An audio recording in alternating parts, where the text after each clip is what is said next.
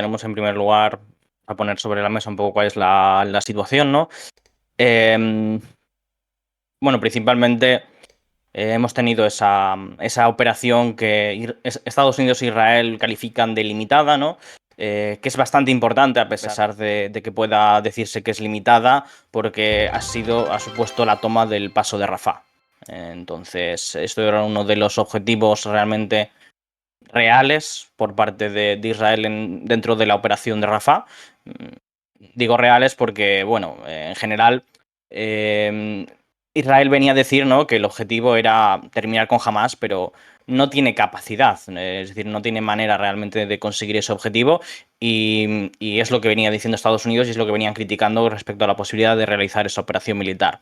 Pero sí que había ciertos objetivos que podemos considerar más reales, más realmente que pueden alcanzar el ejército israelí, y eso era la toma de esa frontera, porque es una frontera que es con Egipto y que por lo tanto tiene ciertas particularidades, ¿no? El otro día hemos publicado un artículo precisamente sobre esto, la relación entre Egipto y Gaza, que podéis encontrar en la web. Aprovecho, Y lo claro, paso por el chat. vale, perfecto. Pues bueno, eso es la cuestión de ese paso de Rafah, que evidentemente tiene una gran importancia porque es el lugar por el que más ayuda humanitaria pasa de toda la franja de Gaza. Hay muy pocos pasos abiertos. Estos días solo estaban abiertos el paso de Rafah y el paso de Karen Salom, y ahora mismo ambos estarían cerrados. Por lo tanto, ahora mismo no estaría entrando ayuda humanitaria en Gaza, salvo por aire, por los paquetes que envían con los aviones. Entonces, una situación que sabemos que humanitariamente es una situación de hambruna que ha creado el ejército israelí. Lo han preparado ellos realmente. Entonces, era importante la cuestión de la toma de control del paso de Rafah, y también de manera como siguiente paso, ¿no?, que podría llevarse a cabo, sería la toma de lo que se conoce como el corredor de Filadelfia, que es inmediato al paso de Rafah. El corredor de Filadelfia es un trozo de tierra que precisamente supone el corredor inmediato, ¿no? Es decir, lo que permite controlar esa frontera entre Egipto y la Franja de Gaza. El corredor de Filadelfia estuvo bastante en discusión cuando por primera vez Israel abandonó la Franja de Gaza en 2005, cuando llevó a cabo su salida unilateral, porque sí que planteaban la posibilidad de mantener tropas en el corredor de Filadelfia. Al final llegaron a un acuerdo con Egipto precisamente para controlar esa frontera, de manera que Israel siempre ha tenido poder de veto sobre lo que entra y lo que sale de la Franja de Gaza, al poder decidir sobre ese pequeño territorio, ¿no? Entonces, eh, ahora mismo eso ha cambiado. Al hacerse con el control de ese paso, ahora mismo Egipto ya no tiene muchísimo menos poder de decisión y de influencia sobre lo que se hace, y por lo tanto Israel tiene una mayor responsabilidad en ese sentido. Y ahora mismo lo que tenemos es una situación en la cual, pues, como decía, prácticamente no puede entrar casi ninguna ayuda humanitaria. El paso de Kerem Salom, que ese está en la frontera israelí, ese en principio se iba a reabrir, porque se lo había exigido el presidente Biden a Netanyahu en una llamada de ayer, pero según otras informaciones, a pesar de que ha habido esa promesa de reabrir el paso de Kerem Salom, de momento no se ha abierto. Este se cerró el día lunes, si no recuerdo mal, domingo lunes, cuando se produjo ese conflicto con respecto al acuerdo de alto al fuego, ¿no? Lo que ocurrió en ese momento es que, bueno, las negociaciones ya estaban realmente siendo saboteadas por el propio gobierno israelí, especialmente por Netanyahu. Lo dijo la prensa israelí, que el oficial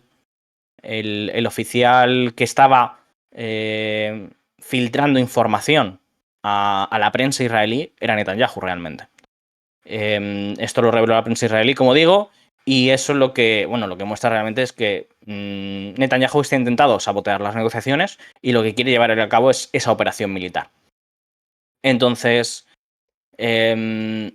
cuando el lunes lo que decidió hacer Hamás para romper ese impasse, porque además Israel se negó a ir al Cairo, retiró su delegación y por lo tanto no estuvo en las negociaciones que se produjo ese fin de semana. Al no estar en las negociaciones, el acuerdo que aceptó Hamás, necesariamente Israel no participó de esas negociaciones. Entonces, apareció Hamás diciendo que aceptaban el acuerdo, que era muy parecido al anterior que había puesto sobre la mesa Israel. Israel lo rechazó y utilizó después un ataque que había realizado Hamás como excusa. Es decir, tenemos que Israel ha estado bombardeando sin parar Rafah, pero cuando Hamás ha respondido atacando a tropas concentradas en la frontera en Keren Salom, porque en Keren Salom se están acumulando tropas. Eso es algo que se puede ver por satélites, es algo que se conoce, es algo que sabe la propia prensa israelí, y es decir, hay concentración de tropas, de tanques, de blindados, y lo que hizo Hamás es atacar a esas tropas y mató a 4 soldados, de hecho. Esto es algo que se sabe por la prensa israelí y por lo tanto era obvio, es claro que lo que hicieron es atacar un objetivo militar, no atacaron al corredor de Kerem Salom. Pero con esa excusa, Israel, por un lado, cerró el corredor de Kerem Salom y por otro lado, además, acusó a Hamás de estar saboteando los acuerdos. Y con esa excusa es como cuando inició la operación militar el día martes, ¿no? Si no recuerdo mal. Y bueno, entonces ahora misma situación. Seguimos con esa situación de tensión, ¿no? De si habrá un acuerdo o no, en la cual esto viene explicado en buena medida por el gobierno de Israel, por la posición interna del gobierno de Israel. Porque Netanyahu se encuentra en que, por un lado, tiene a un sector del gobierno que son los de Unidad Nacional, ¿no? Que son los sectores que se unieron por la guerra al gabinete, que sí que apuestan por un acuerdo de alto al fuego, porque dicen que es la única manera de liberar a los rehenes. Claramente es así, ¿no? Y hay protestas bastante fuertes en las calles, presionando. Y después también está la propia posición de Estados Unidos, que también es favorable a ese acuerdo de alto al fuego. Y después hay otro sector que es el que representa Ben-Gvir y Smotrich, es decir, los sectores fascistas del gobierno, que básicamente quieren que se lleve a cabo sí o sí una operación militar. Y amenazan al gobierno, a Netanyahu, al primer ministro Netanyahu, con que si no se realiza esa operación, ellos abandonan el gobierno. Esto es importante porque, si bien el gobierno se podría mantener en pie a pesar de que ellos se salieran, Netanyahu se quedaría sin mayoría se quedaría sin su mayoría original. Con esto me refiero a que los sectores de Unidad Nacional que son contrarios a Netanyahu pero se han unido a él por la guerra, podrían tirarle. Podrían forzar un adelanto de elecciones si él pierde el apoyo de Smotrich y de Ben-Gvir. Eso, por lo tanto, obliga a Netanyahu a intentar buscar una fórmula en la cual mantener a estos dos sectores contentos, ¿no? Porque a él le interesa que no haya un adelanto electoral porque perdería las elecciones. Porque ahora mismo es un primer ministro muy impopular y es un primer ministro al que le piden que en cuanto se acabe la guerra, dimita. Por lo tanto, la posibilidad de que la guerra termine para él es un resultado negativo. Un resultado que seguramente le obligaría o a adelantar elecciones o a abandonar el cargo. Entonces él lo que está intentando es alargar, ¿no? En este sentido yo creo que lo que se está dando ahora mismo es que Netanyahu está intentando utilizar la presión militar para dejar la impresión entre el público israelí y dentro de su coalición de que él ha forzado el alto al fuego mediante las operaciones. Por cierto, Ángel, voy a aprovechar, ya que estás, sí, ya que estás aquí analizándolo, voy a proyectar ese acuerdo que estabas comentando que jamás había aceptado y que Israel no aceptó y a posteriori tuvimos la invasión de Rafah, para que la gente, por si quieres ahora empezar a explicar cuáles eran esos puntos que había aceptado jamás, según lo que publica Al Jazeera. No sé si otros medios también. Bueno, yo he visto por Twitter algo de lo que habían publicado otros medios árabes, porque parece ser que jamás habría enviado el borrador a distintos medios. Pero como tal, el inglés solo lo he visto publicado en Al Jazeera.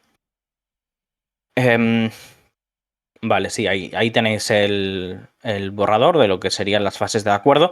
Como os ha estado hablando, serían 3 fases de 42 días cada una.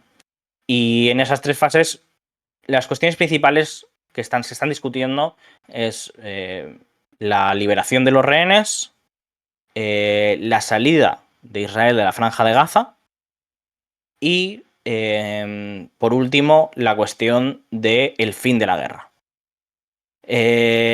Básicamente esas 2 últimas cuestiones son las más en disputa. Teniendo en cuenta también que con la salida del ejército está la cuestión de que los palestinos puedan volver a sus casas. En principio, durante la primera fase lo que se espera es que ya ese alto el fuego y que los palestinos puedan empezar a volver a sus casas.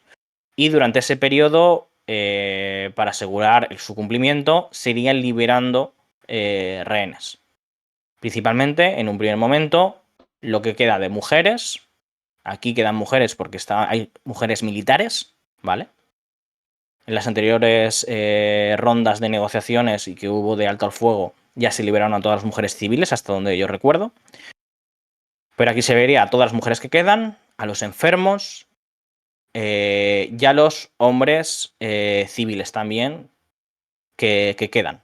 Porque quedan hombres civiles y hombres militares. Los hombres militares, en principio, que se pone en la segunda fase ahí, que es cambiar a los últimos cautivos israelíes y soldados, se refieren a esos, que serían la segunda fase y que serían los últimos. La cuestión, sobre todo, está siendo el punto de debate, el punto de dificultad para conseguir un acuerdo, está en la segunda y tercera fase. Porque Israel se niega a 2 cosas. Está habiendo dificultad por parte de que Israel no quiere llegar a un compromiso de abandonar completamente la Franja de Gaza. Sobre todo ahí está la cuestión de todo el territorio que ya se han comido, porque hay que tener en cuenta que hay todo lo que ellos llaman como un espacio de amortiguamiento, por el cual han reducido alrededor de un 10% el territorio de la Franja de Gaza, que supone básicamente ampliar la frontera, comiendo ese territorio, y crear más esa zona de no man's land, ¿no? Esa tierra de nadie, ampliarla, poniendo pues esas torres y esos muros, ¿no? Y la última fase, que es la cuestión del fin de la guerra. Y aquí el principal cambio habría sido el tema de que Hamás sí que quiere un compromiso. Lo que habría renunciado es a un compromiso de Israel de que termine la guerra. Pero sí que habría conseguido un compromiso de otros países. La idea de un alto al fuego que dura tanto tiempo es que después, a pesar de que no hay un compromiso exacto de que termine la guerra, como llevan mucho tiempo, ¿no? Con negociaciones y con alto al fuego, a partir de ahí se hace más fácil conseguir en ese momento que se acepte un fin de la guerra. Es decir, los costes para Israel de recuperar, de empezar otra vez de nuevo operaciones militares serían más grandes, diplomáticamente. Esa es la idea de fondo. La cuestión es que, evidentemente, Israel ha demostrado que esa presión internacional realmente es poca, ¿no? Es decir, que Israel muchas veces actúa unilateralmente y que realmente la capacidad de presionar a Israel para que renuncie a operaciones militares o que renuncie a hacer ciertas acciones no tiene tanta importancia. No sé si hay alguna pregunta, si no... Sí, tenemos bastantes comentarios. De hecho, es que, como decía, hay bastantes temas que vamos a tocar hoy porque tenemos que hacer actualizaciones como estamos diciendo en estos últimos directos, estamos abriendo 2 directos al día porque las noticias se nos acumulan. Esta noche, a eso de las 8:30, como siempre, como es el horario habitual, vamos a estar en directo en un principio, mi compañero Jorge y yo. Estaremos aquí también actualizando, pero esto que estamos haciendo ahora con Ángel, pues considerarlo una primera actualización del día, porque es que va a haber muchísimas cosas que contar. Así que vamos a estar atentos a las preguntas, como siempre. Bienvenidos a todos. Gracias a los que estáis aquí por aquí. Gracias a Tomás por esa sub hace unos minutitos. Ya sabéis que podéis dejar vuestro apoyo aquí en el chat con vuestras suscripciones, con vuestros comentarios, con los bits y con todo eso. Veo ahí a Chiribeje que dice que se está ahora viendo el seminario de Ángel justamente en diferido, así que voy a priorizar esa pregunta que nos deja por el chat. Nos deja 2 preguntas en realidad que, bueno, yo creo que son un poco irnos del tema, pero se los paso a Ángel por si quiere al menos dar una pincelada para que no queden en el aire. Y dice, ¿qué significa, cómo se puede ser judío laico? ¿Qué significa ser judío laico? Entiendo que es un concepto además que tú repites en el seminario y en muchos de los directos de aquí, por si quieres también explicarlo. Y ya nos entra con otra pregunta que ya sí es más de actualidad, que es, ¿no veis el control del corredor de Rafah y la construcción del puerto como un movimiento para cargarse a la UNRWA? ¿Qué papel juega en esto la ONG del chef español? Bueno, yo creo que más bien la primera, ¿no? La de la UNRWA, lo otro es un poquito más... no sé si da mucho más de sí. Yo te las paso, tenemos más preguntas, pero de momento por empezar por ahí. Bueno, en primer lugar, ¿no? Ahí está la cuestión de qué es un judío, ¿no? Que es la gran pregunta que también aún se hacen en Israel. Si ser judío es una cuestión religiosa o es una nacionalidad. Bueno, con el siglo XIX la concepción de quién es judío ha ido cambiando a medida en que se ha ido dando una secularización de la sociedad, en la medida en la cual ser judío ha dejado de ser simplemente una cuestión religiosa y ha pasado a ser muchas veces una cuestión cultural. Entonces ahí evidentemente tenemos muchas personalidades judías durante el siglo XIX que con esa secularización de la sociedad pues se puede decir que son judías porque vienen de una familia judía y de una cultura que si bien evidentemente esa cultura emana de la religión, ¿no? Se puede hablar de una cultura judía, ¿no? Y entonces, pues todos esos sectores son judíos laicos. Podemos hablar, por ejemplo, de Karl Marx, podemos hablar, ahora mismo, ¿qué más nombres se me pueden ocurrir? Judíos, el mismo Lenin tenía una cierta ascendencia. Sí, Trotsky, por ejemplo, era judío. Y bueno, eso significa que se da todo un sector social que además por la elevada instrucción que tenían las comunidades judías, pues son un sector que especialmente tiende, ¿no? A tener una cercanía con las humanidades, con las artes y con todo ese sector más intelectual, especialmente, por ejemplo, en Alemania. Ahí, a partir de ahí es cuando se empieza a construir esa identidad judía más allá de lo cultural o religioso. Y ahí entra la cuestión de la nacionalidad. Normalmente, religiosamente, se considera, según la ortodoxia, judío a quien es hijo de una madre judía. Pero eso, pues bueno, no es así ni siquiera en el Estado de Israel. Que es lo que le acusan, por cierto, lo que le dicen ciertos sectores de la comunidad judía, entiendo que más ortodoxa, Milei, por ejemplo, que no va a ser judío nunca porque no es de vientre judío, que es el término que se utiliza. Sí, sí. Claro, ahí hay algunos sectores que lo llevan hasta ese término, pero normalmente tú te puedes convertir en judío. Otra cosa es, bueno, hay distintos mecanismos, distintas vías, hay distintas escuelas. Tienes a sectores más reformistas, más progresistas, después tienes sectores más ortodoxos y más conservadores. Y bueno, como digo, es decir, Israel, por ejemplo, como tal, y el sionismo, históricamente han sido laicos.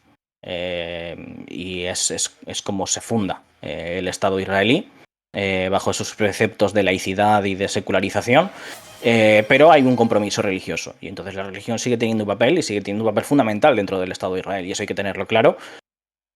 Porque también además juega, como digo, un papel en cuanto a la fundamentación de quién es judío. Bueno, gracias a TIC, que ha renovado No sé su sub con Prime si por queda otro alguna duda, mes. se puede Sí, resolver, sí. pero... Mira, el mismo Chiribeje nos preguntaba Sí. con respecto a la cuestión de la UNRWA, si el control del corredor de Rafah y la construcción del puerto se pueden considerar un movimiento para cargarse a la UNRWA, para conseguir que definitivamente pues, deje de existir y sobre todo deje de tener esa pretendida influencia en Gaza. Ujú. Sí, bueno, yo creo que en general Israel ha estado trabajando para conseguir ese objetivo. Es un objetivo declarado por parte de Israel y sin duda, por eso digo que es importante el control de esas fronteras. No solo para destruir el UNRWA, por ejemplo, o para que tengan cualquier papel en enviar ayuda humanitaria, sino también a nivel de que directamente eso avanza la política de hambruna que está aplicando Israel dentro de la Franja de Gaza, de manera consciente y preparada. Israel quiere mantener esa posibilidad de decidir cuánto entra y cuánto sale, de controlar la válvula y de esa forma tener un poder, ¿no? Que le permite tener influencia y le permite presionar a Hamas o a otras fuerzas.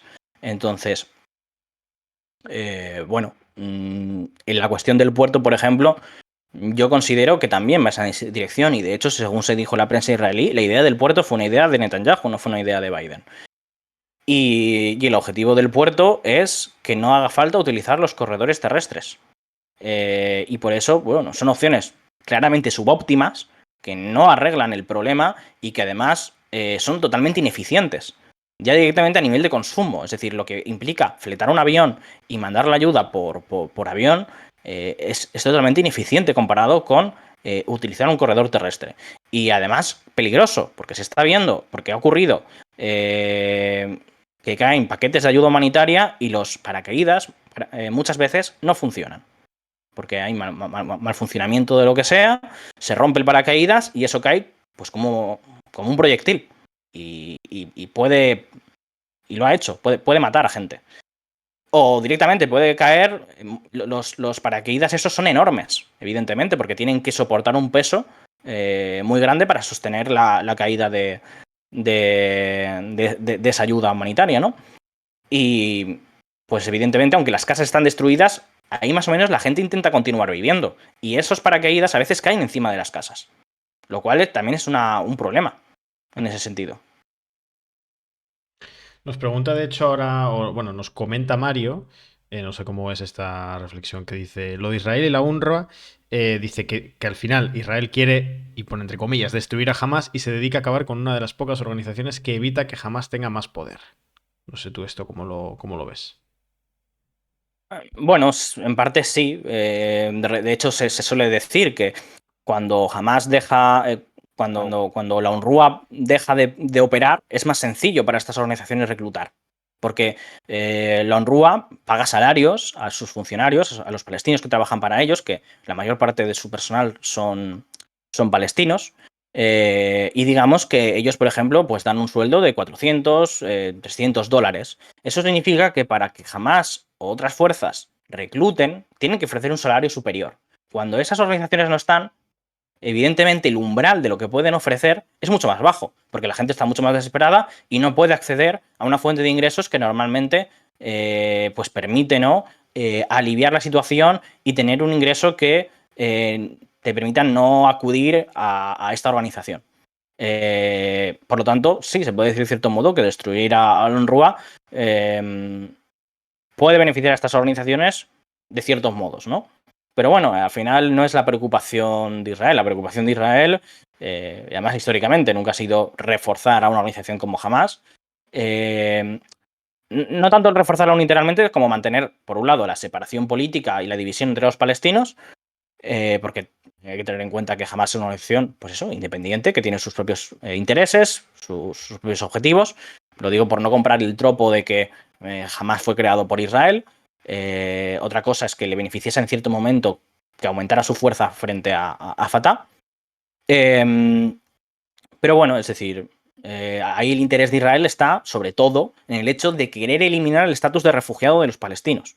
Ese es el objetivo principal de Israel cuando plantea la cuestión de la destrucción de la UNRWA, porque la UNRWA permite el traspaso del estatus de refugiado de padre a hijo, ¿no? De madre a hija, etcétera, etcétera.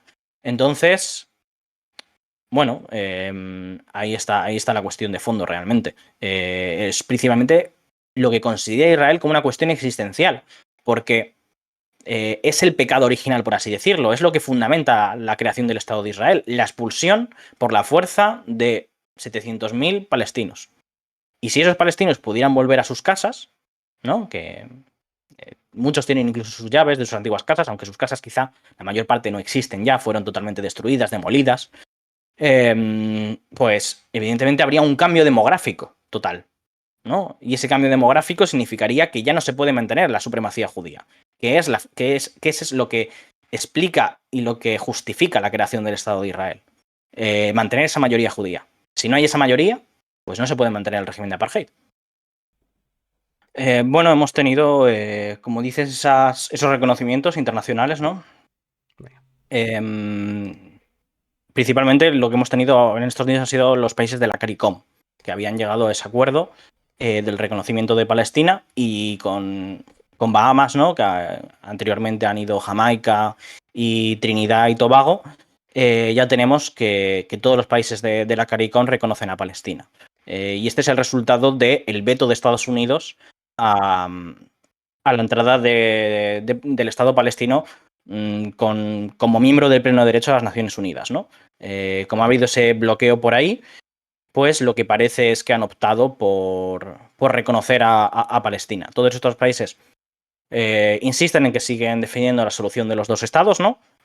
Como posición de consenso a nivel internacional, ¿no? Al final, prácticamente todos los países defienden esta posición, excepto quizá Irán, ¿no? Pero bueno, entonces también lo que tenemos dentro de aquí es otras dos iniciativas. Por un lado, la iniciativa española con otros países de reconocer a Palestina quizá a finales de este mes o a principios de junio. Habrá que ver exactamente, porque también tiene que ver con las elecciones europeas a nivel de cálculo electoral, ¿no? Y bueno, el objetivo de estos reconocimientos principalmente hay que entenderlo como, no tanto como apoyo a Palestina en abstracto, eso no existe, sino como apoyo a una fuerza política concreta que es la Autoridad Palestina. La Autoridad Palestina está muy desprestigiada, obviamente, desde hace muchos años, pero especialmente con esta situación de genocidio, en la cual, pues, evidentemente, su inactividad, su pasividad ante esta situación, pues está siendo muy criticada por los propios palestinos.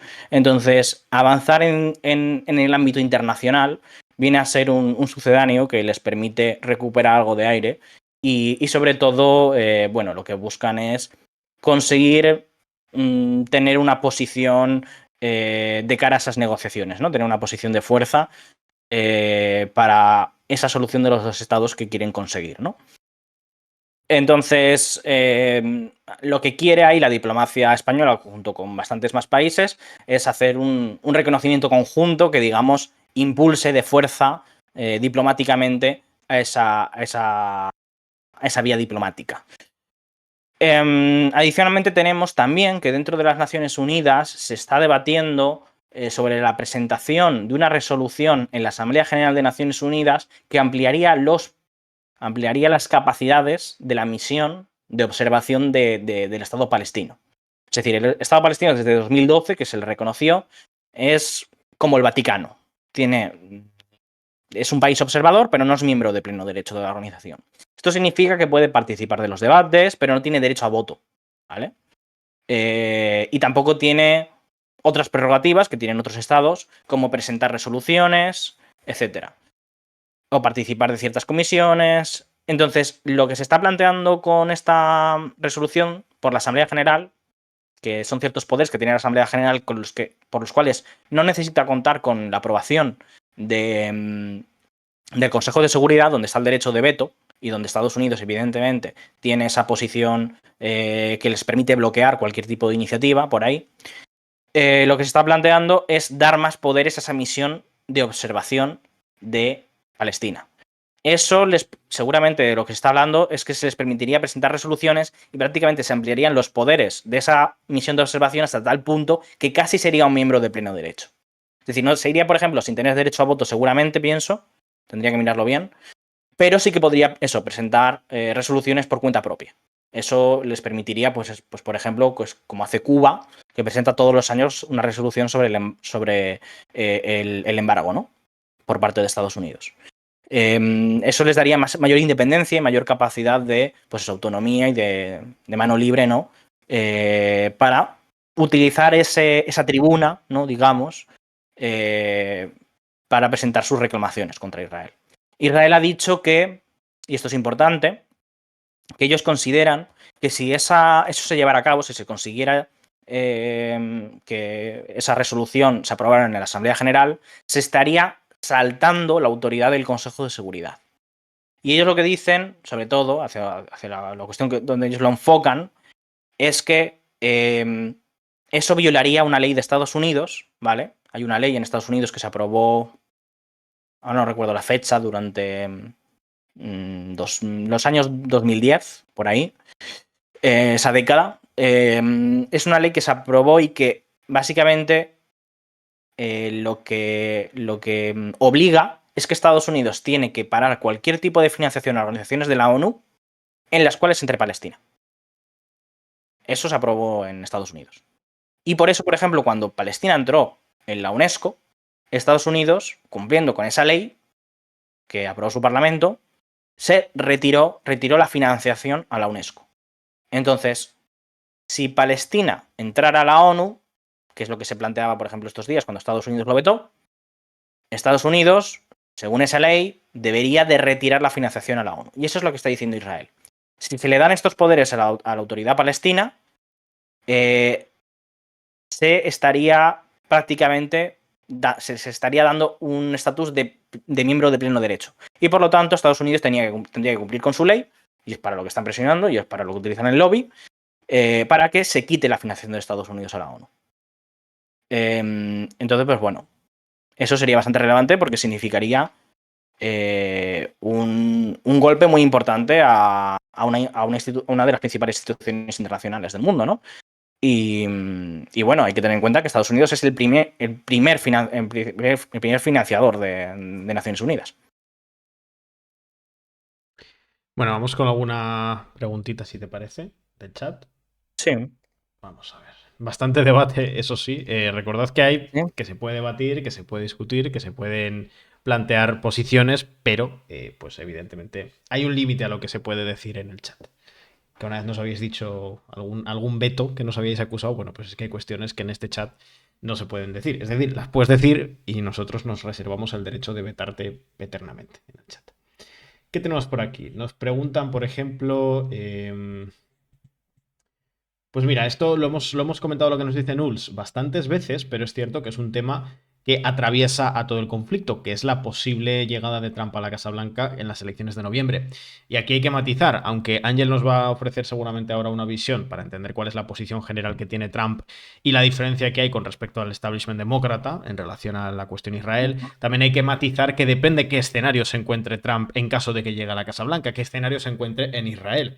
Porque si bien podemos poner sobre la mesa cuál es la mirada que él ha mostrado en campaña o la que impulsó durante su presidencia, también hay que hacer ese apunte. No sabemos exactamente qué escenario se va a encontrar en Israel. O sea, de aquí a los próximos 6 meses pueden cambiar muchas cosas. Y de hecho ni siquiera son 6 meses, porque él ganaría, entre comillas, si es que es así, en noviembre, pero asumiría en enero.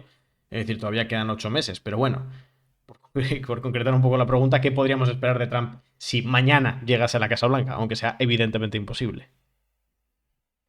Sí, bueno, esto, como dices, hemos hablado bastante de ello y hay que tener en cuenta, pues eso, como siempre se dice, que Trump es distinto, de cierto modo, a Joe Biden porque no tiene ese compromiso ideológico. Trump tiene más pues, una visión posibilista, oportunista, ¿no? Que, bueno, él ve que, evidentemente, el lobby israelí tiene un poder de influencia enorme. Y él tiene interés en mantener esa relación con el Estado de Israel directamente, Estados Unidos en general, ¿no? Tiene esa alianza estratégica. aunque no esté firmada como tal. Entonces, en ese sentido, no va a haber un cambio sustancial en la posición entre Trump y Biden. Trump, lo que hay que tener en cuenta es de quién se rodea. Es decir, los sectores republicanos que sí que tienen un compromiso más férreo y en ciertos aspectos más radical con el Estado de Israel. Y ahí estamos hablando, evidentemente, de los sectores evangélicos o los cristianos sionistas, que tienen una influencia importante dentro del Partido Republicano. Y bueno, lo que hemos visto durante años, especialmente, bueno, esto es, digamos que es una tendencia de los últimos 20 años, ¿no? Que se ha ejercido un cambio importante dentro del Partido Republicano, porque digamos que el partido histórico de apoyo a Israel ha sido el Partido Demócrata, pero ha sido el partido que más apoyo ha recibido por parte de el voto judío, ¿no? Porque además era un voto muy vinculado a los derechos civiles, al movimiento negro también, ¿vale? Entonces, ese voto judío siempre había estado muy asociado a, como digo, los demócratas hasta los años 90. Y bueno, Clinton, por ejemplo, era uno de los presidentes más prosionistas y más populares dentro de Israel, ¿no? Era más popular que Netanyahu en su momento, cuando Netanyahu llegó al poder en 1996. Y bueno, la diferencia es que ahora mismo, con los cambios que han ocurrido dentro del Partido Republicano, antes tenía un ala liberal, digamos, que era mucho más pro-árabe. Esto se vio sobre todo con Bush padre, digo, que digamos que fue el presidente más pro-árabe de la historia de Estados Unidos. Quizá ahí con Eisenhower. Y bueno, mantenía una posición más pragmática, pero sin embargo, en los últimos años ha habido, pues eso, como digo, un cambio importante dentro de la republicana hacia la derecha y hacia un discurso en términos religiosos, ¿no? Mesiánico, en el cual el apoyo a Israel se vehicula por ese discurso religioso. Entonces, lo que hemos tenido es que Estados Unidos, por ejemplo, con Trump, ¿no? Con Trump se cruzaron ciertas líneas rojas, ¿no? Por ejemplo, la cuestión del reconocimiento de Jerusalén como capital. Eso era algo que, si bien se aprobó en los años 90 en el Congreso, con Clinton, siempre se dejó en la nevera. Es decir, era algo que se tenía que implementar. La Casa Blanca lo que hacía era siempre imponer no sé cómo se dice en castellano ahora mismo, un waiver, una extensión, ¿no? Retrasar esa resolución para otro momento. Y eso era, pues, la norma en la política exterior estadounidense. Hasta que llegó Trump y la sacó del refrigerador y cumplió con lo que pedía el Congreso. Entonces, eso fue saltarse una prórroga, gracias. Eso es lo que hizo Trump, y después además hizo otra cosa que supone una línea roja aún más grande, que fue el reconocimiento de los Altos del Golán. Los Altos del Golán son sirios, siempre han sido sirios, nunca ha habido ninguna duda al respecto de eso. Y bueno, Israel se los anexionó en 1967. En los años 90 hubo unas negociaciones y parece que podían llegar a un acuerdo, pero al final no se llegó, por lo tanto no hubo devolución como en el Sinaí con Egipto. Y Israel se los acabó anexionando y Estados Unidos acabó reconociendo una anexión, ¿no? Algo que va contra los principios más fundamentales de la Carta de Naciones Unidas. Entonces lo que tenemos es que Estados Unidos, con los republicanos en los últimos años, se saltan toda una serie, digamos, de líneas rojas fundamentales dentro de la política exterior estadounidense, y llega un demócrata y los demócratas no revierten absolutamente nada de eso. Por ejemplo, también tenemos el caso del Sáhara Occidental, que con Trump se reconoció que el Sáhara Occidental era marroquí, o la marroquinidad, y los demócratas no han cambiado un ápice de eso. ¿Por qué? Porque afecta a Israel. Porque como parte de los acuerdos de Abraham, para que Marruecos reconociera a Israel, pues era el precio a pagar. Y lo que hacen los demócratas, si bien es quizá no ir más lejos, porque tienen una base política bastante crítica dentro de, bueno, de las coaliciones de votantes que se crean, ¿no? Estudiantes, etcétera. Lo que hacen es simplemente dar manga ancha, es decir, lo que ya ha ocurrido, y no vamos a cambiar un ápice y tampoco vamos a poner ningún impedimento a Israel. ¿Qué puede ocurrir con Trump en ese sentido? Pues que, por ejemplo, el reconocimiento de Cisjordania, me refiero a la anexión de Cisjordania por parte de Israel, podría ocurrir y podría haber un reconocimiento de Estados Unidos. Es decir, con Trump ha habido una política de que las colonias son legales. Eso es una política que, por ejemplo, con Biden han sido más precavidos, han sido más críticos, incluso han puesto sanciones, ¿no?, a colonos, aunque después han acabado poniendo alternativas y tal y cual.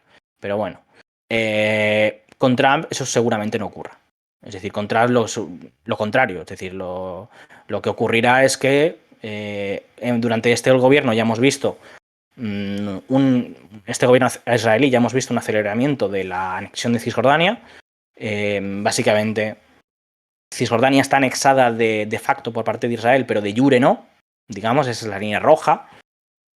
Y durante el último año eso se ha ido difuminando, porque se han dado ciertas prerrogativas que tienen que estar dentro del Ministerio Militar, del Ministerio de Defensa, porque es una ocupación militar según el derecho internacional, y se han ido pasando esas prerrogativas al ministro de Finanzas, que es un ministro civil, y por lo tanto eso supone ya supone de jure una anexión, porque se están transfiriendo responsabilidades y está dando a una autoridad civil la capacidad de decidir sobre las demoliciones, sobre construcción de nuevas colonias, sobre legalización de colonias y de puestos de avanzada, sobre apropiación de tierras.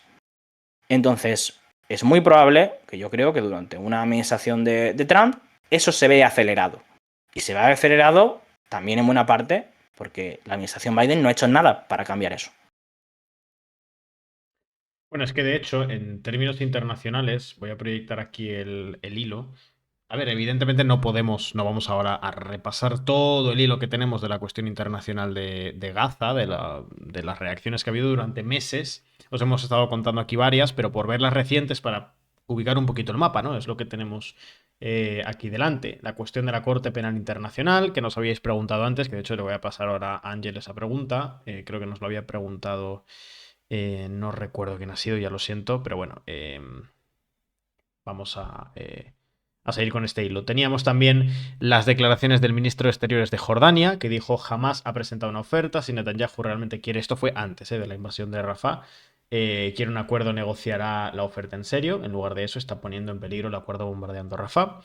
Teníamos la demanda, o bueno, la petición o la crítica de Arabia Saudí, que demandaba que la comunidad internacional intervenga, o pedía que la comunidad internacional intervenga inmediatamente para detener el genocidio llevado a cabo por las fuerzas de ocupación contra civiles indefensos en los territorios ocupados palestinos. De hecho, fijaos aquí, tenemos el comunicado completo por parte de Arabia Saudí que decía: el Ministerio de Asuntos Exteriores de Arabia Saudí expresa la preocupación del Reino de Arabia Saudí en relación a los peligros de la ocupación de la ocupación de las fuerzas de ocupación israelíes atacando la ciudad de Rafah como parte de su campaña sangrienta sistemática para bombardear o terminar con todas las áreas de la Franja de Gaza y desplazar a sus residentes hacia lo desconocido, a la luz de la ausencia de zonas seguras después de la destrucción masiva causada por la máquina de guerra israelí. Y decía también Arabia Saudí, el ministro afirma que el rechazo categórico por parte del Reino de Arabia Saudí del hecho de que las fuerzas de ocupación israelíes hayan realizado esta continua violación de todas las resoluciones internacionales que llaman por el cese de las masacres y de su violación del derecho internacional y del derecho humanitario internacional, o de la ley humanitaria internacional, sin ningún tipo de persuasión, lo cual exacerba o aumenta la crisis humanitaria y limita los esfuerzos para la paz internacional. Entonces, estamos viendo, evidentemente, también aquí la posición de Arabia Saudí, que también le quiero preguntar a Ángel, porque habían comentado esta cuestión en el chat, ¿cuál ha sido el desarrollo de la posición de Arabia Saudí en relación a la guerra en Gaza o a los avances israelíes en Gaza? Porque sabíamos Y de hecho, es que Ángel estuvo aquí en el canal de Twitch poquito antes de que iniciase de los ataques del 7 de octubre y la posterior avanzada israelí en Gaza, estuvo contándonos la normalización de las relaciones, por ejemplo, entre Arabia Saudí e Israel. Entonces, no sé si quieres entrar a valorar eso. Nos han preguntado también por la Corte Penal Internacional, la capacidad que tiene de imponer eh, sus designios o sus resoluciones. Hay bastantes preguntas a ese respecto, todas ellas, de momento, bastantes en términos internacionales. Por cierto, voy a moderar el chat, ya sabéis que, como siempre, voy a estar ahí. Os recordamos que estamos a solo 3 suscripciones de ese objetivo que teníamos para este primer directo de hoy, de 890. Así que si queréis apoyar nuestro trabajo, lo podéis hacer, ya sabéis, con las suscripciones aquí en Twitch y si no, con las suscripciones en la página web, que tenemos los distintos planes, el plan básico, el plan premium, el plan embajador. Bueno, ya sabéis cuáles son las formas de apoyarnos y nosotros os lo agradecemos como siempre. Gracias, por cierto, a Shenko, que acaba de renovar su suscripción con Prime, 3 meses consecutivos aquí con nosotros. Pues bienvenido. Veía también por aquí la suscripción de... La he perdido. Perdona, alguien se ha suscrito y se me ha pasado a agradecerle y ahora la he perdido. Pero bueno, gracias a quien haya sido. Ángel, eso, la cuestión de Arabia Saudí, por ejemplo, nos preguntaban por el cambio de postura, porque evidentemente tú estuviste aquí contando esa normalización, ese proceso de normalización de relaciones con Israel que había poquito antes de los ataques del 7 de octubre. Sí, todo indica que esos ataques del 7 de octubre en buena parte responden a ese proceso de normalización entre Arabia Saudí e Israel. En el momento en el cual se produjo el ataque, unas semanas antes estaba el consejero de Seguridad Nacional de Estados Unidos diciendo aquellas fatídicas palabras de nunca ha estado Oriente Medio más calmado en las últimas 2 décadas. Y bueno, eso se debía a que había unas negociaciones de profundidad, ¿no? En las cuales se buscaba dar el final, ¿no? La coronación a ese proceso de los acuerdos de Abraham. Y bueno, evidentemente la cabeza del león, ¿no? En ese proceso era Arabia Saudí, que es el país más simbólico, es el guardián de los lugares más sagrados del Islam. Y bueno, tiene un papel fundamental, ¿no? en la región, es uno de los principales productores petroleros.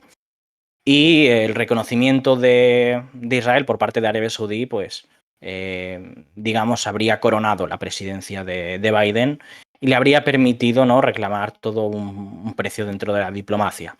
Esas negociaciones, el principal escollo es y sigue siendo la cuestión palestina.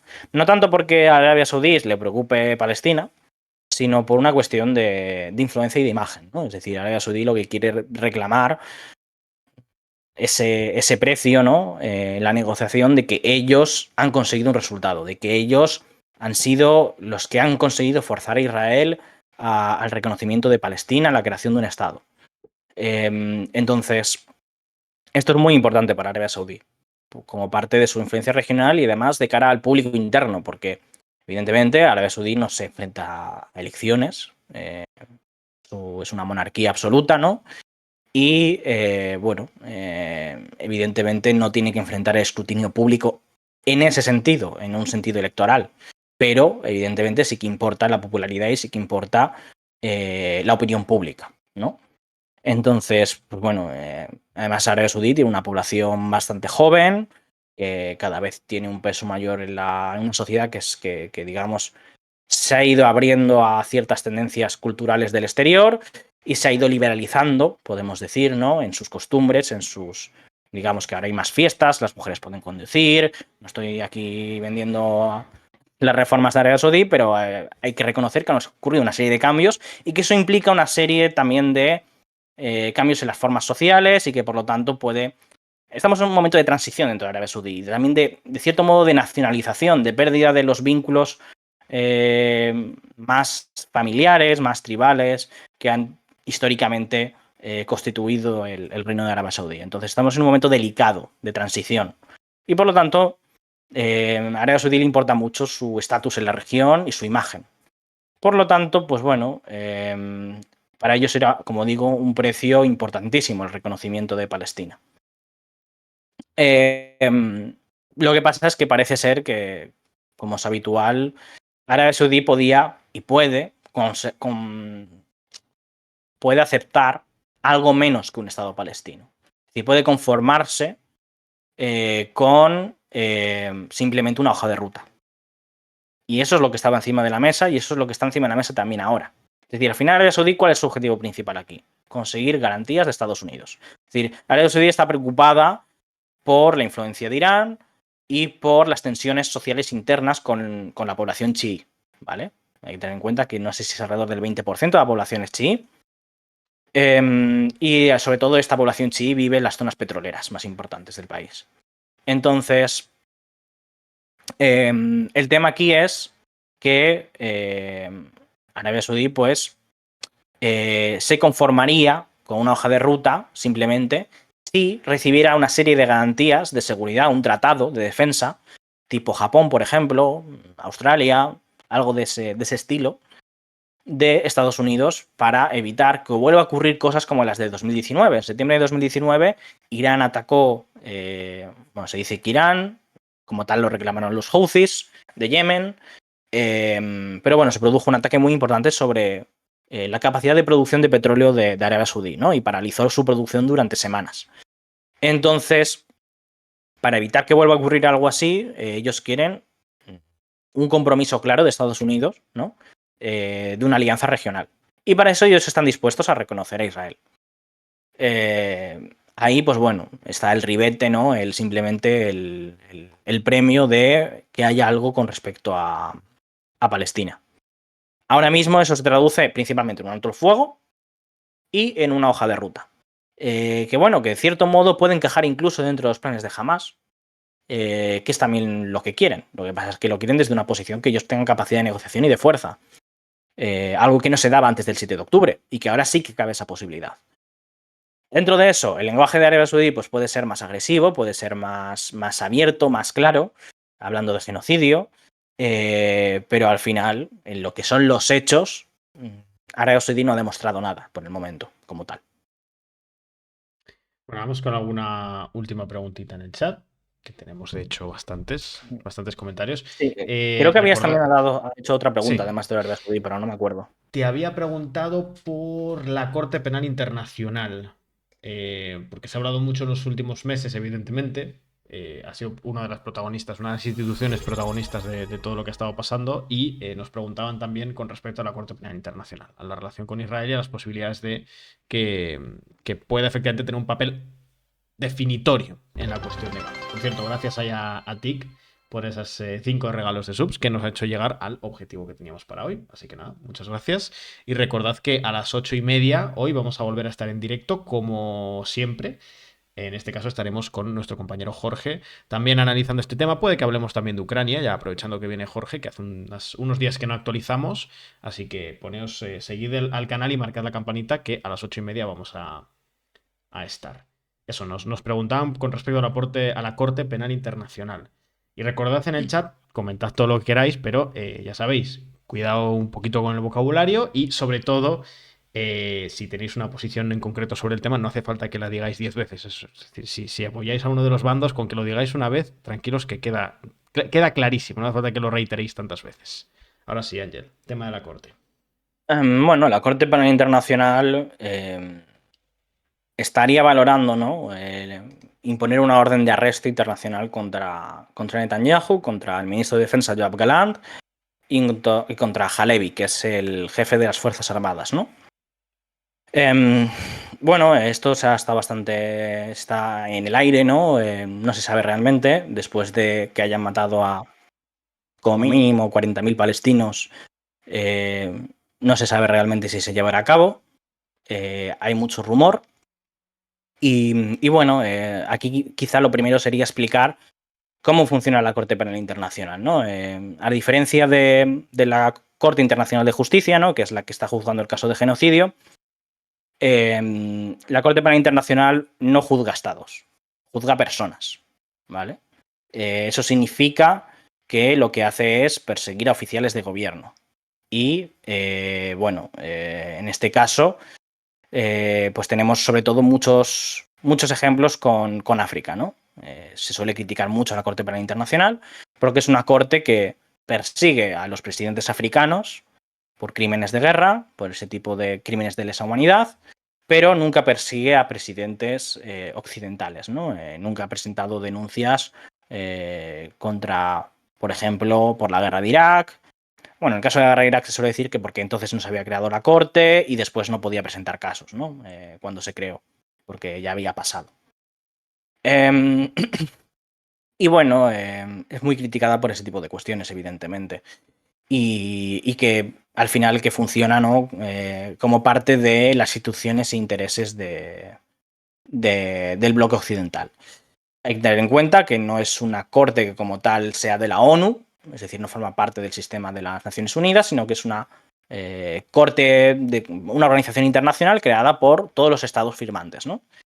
En ese sentido, prácticamente todos los países del mundo son firmantes de la CPI, pero hay una serie de países importantes como son Estados Unidos, Rusia, China, si no recuerdo mal, también India, por ejemplo, la propia Israel, que no son firmantes.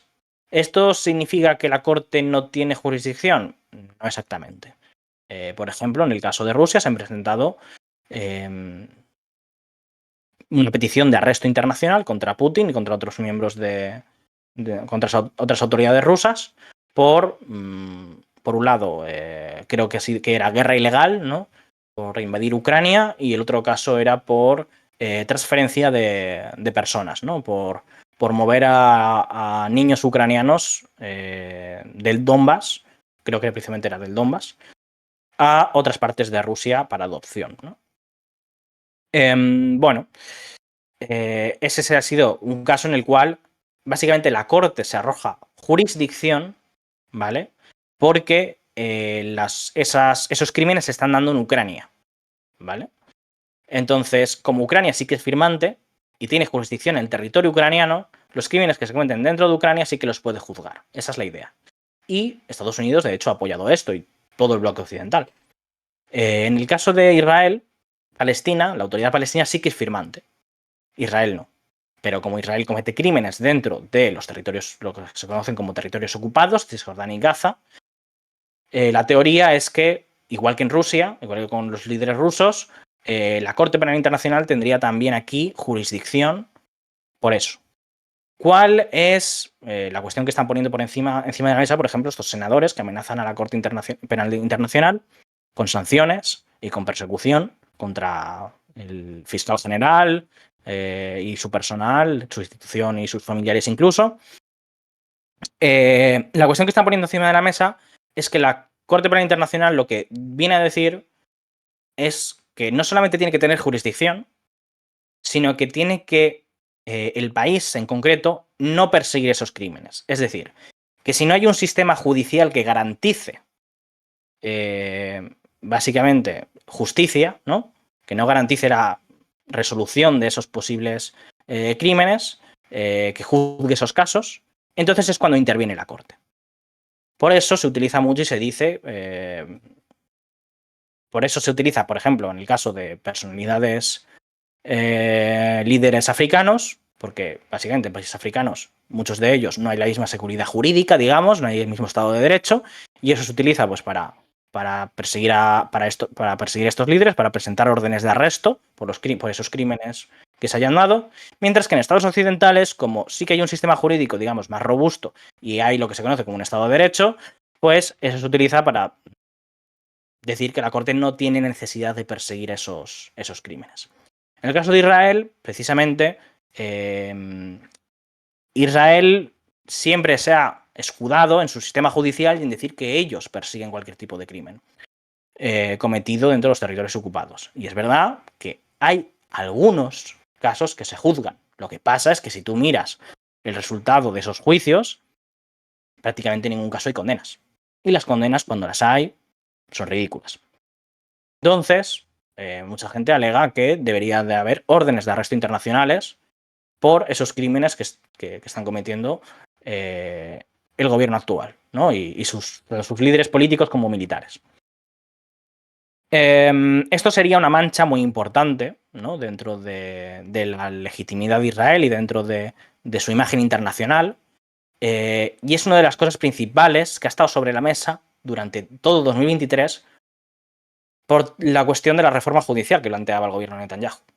Si esa reforma judicial había una oposición muy grande por parte de los militares, era por esto.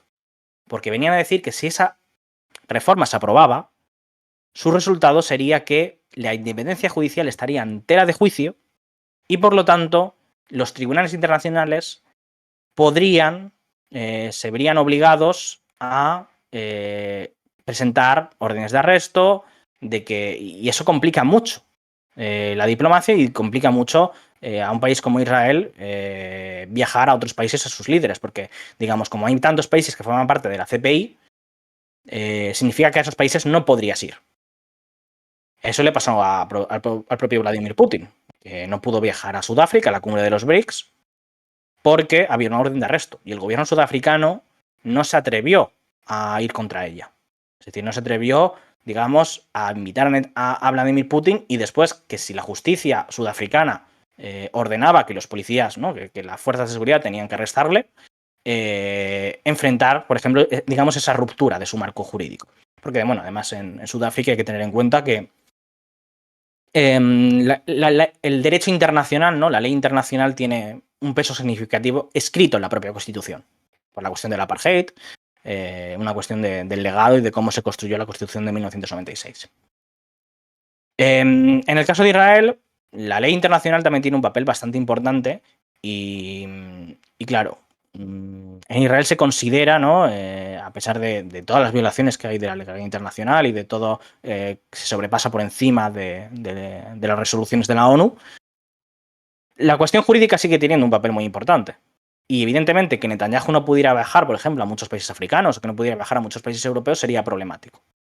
Pero también digo que yo creo que si hubiera esa orden de arresto, más allá de la reputación, de cierto modo yo creo que lo que ocurría sería una inversión. Es decir, esto no, Israel no es Rusia, Israel está dentro del bloque occidental, forma parte constitutiva de esas estructuras, y por lo tanto lo que vendría a ocurrir, lo que de cierto modo se viene acentuando durante bastantes años, también dentro de la propia ONU, es que el derecho internacional cada vez va a tener menos peso. Es decir, que se va a violar y se va a dar una situación en la cual Estados Unidos va a ir cada vez más en contra de las propias normas que ellos han creado porque no son favorables a sus intereses. Y creo que esto especialmente podría darse en la cuestión, por ejemplo, de Alemania. Alemania es firmante del CPI, pero Alemania en ningún caso se atrevería a poner las esposas a un líder judío, a un líder israelí. Y no sería raro que si se da esa orden de arresto, Netanyahu se presente en Alemania simplemente para desafiarla y demostrar que él está por encima de la ley internacional. Eso sería una situación pues bastante controvertida, bastante complicada, pero las autoridades alemanas no se atreverían a arrestar. Y esa es la realidad. Entonces, bueno, eso sería